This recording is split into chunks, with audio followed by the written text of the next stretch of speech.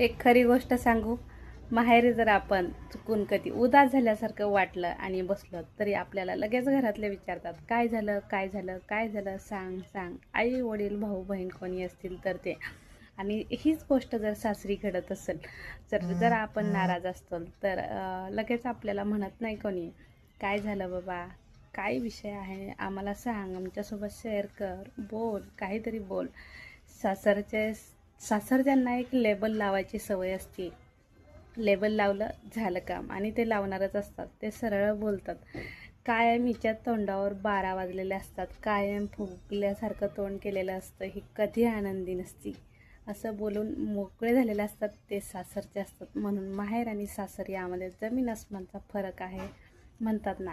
आणि उगाच कोणीतरी म्हणतात, लग्न झालं म्हणजे सासूला आई मानलं पाहिजे. अरे आपल्याला मुलगी मानलं पाहिजे, तेव्हा आपण आई मानणार ना.